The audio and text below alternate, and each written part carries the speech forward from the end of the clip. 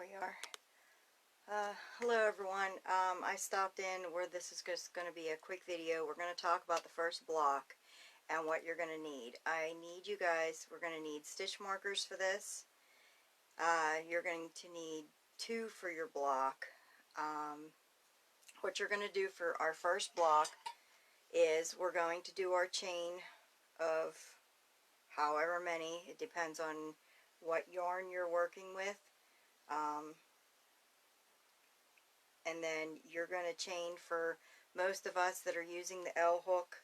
I know that there's some people using different size yarn over in the UK and from Australia, so I've been working with them behind the scenes. And what you're going to do is you will chain, get your chain done. And now, when we do this, in Tunisian, when you cast back on, we use the back bumps. And along here you'll see, you know, these are the flat, this is the front, and then when you turn it over you can, there we go, you can see these little bumps here. This is the back bumps that we're going to be working into. Now what we're going to do is, after you've done your chain and you turn your project over, your first stitch, not the one on the hook but the next one, we always skip this. My phone is backwards for me today. I don't know why.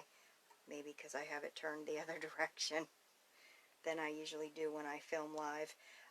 What you're going to do is, after you've done your chain, then when we do our original rows, we usually skip the first back bump, the first stitch from the hook, and that creates a nice corner. In this cowl, what we're going to do is that first back bump, you're going to put your stitch marker in the first one. So the one we usually skip, we're going to put the stitch marker in. And we're going to need to leave that stitch marker in there because later on we're going to end up using that. So we're going to need to know where that first back bump is. So put your stitch marker into the back bump of the first stitch away from your hook. Hi Bonnie. So you've got your chain for your first block. Turn your chain over into the first back bump that we usually skip when we cast on. We're going to put our stitch marker in that first back bump. And then after you have that in, you're going to push your stitch marker away from you so that it's toward the back of your work. And then, see if I can, there we go. And then what you're going to do is you're going to continue to cast on. So we're still going to have however many stitches that we have chained, and we're still, you know, we always, since we have the first loop on the first loop on the hook counts, you're still going to have the same number even though we're skipping that first stitch. But you want your stitch marker to fall toward the back of your work and keep it there. And later on we're going to use this. And I will explain why later, because I don't want to confuse anybody or let people get too far ahead and then have questions that people are not ready for. So then once we do the cast on row, you're going to work your way across and do a regular cast on in your back bumps.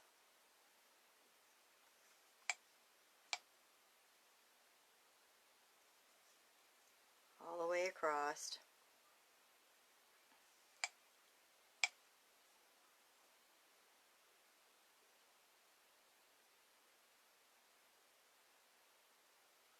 Okay, now I have the 14 on. Now, to cast off, instead of yarning over and pulling through one, for this cowl, we are going to yarn over, and you're going to pull through 2, and yarn over and pull through 2. So what happens is when we cast on, we're going to have 14. When we cast off, we're going to have 13. Sorry, this is flipping around because I'm holding it up so high in the air. But when we cast back on, we're still going to need the 14. So when you pull your project apart, you will see this is the last stitch here, and then this is the two on the end. So you're going to make sure you work into your last vertical bar, which is going to be number 13, and then for 14 we're going to work into this V that's on the end. You're going to pick up the 2 stitches like we teach in the regular group. So what you're going to do is we're going to continue working this first block all the way across, and when you get to your bind off row, in order to bind off, you are going to, if you do not chain 1 when you go to bind off, what happens is you have that loop on your hook, and then you go into the second stitch and you do a slip stitch. What that does is it causes you to lose a stitch. So in order to not lose a stitch, what we're going to do to bind off is you're going to chain 1. When you do that chain 1, we're going to be putting a stitch marker in there.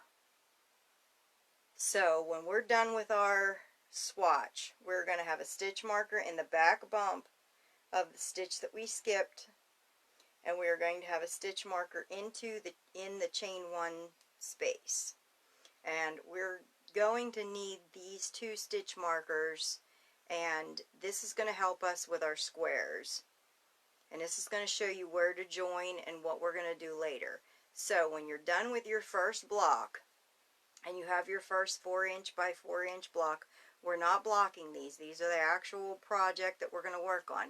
So when you have completed your 4" block, and you've done your, so far we've done the swatch, we've blocked it, we know how many blocks we're doing because of, we've either picked the baby blanket or we chose to do the throw. So that's going to give you your sizing. What you're going to do is you're going to post your block in the group, in the cow here.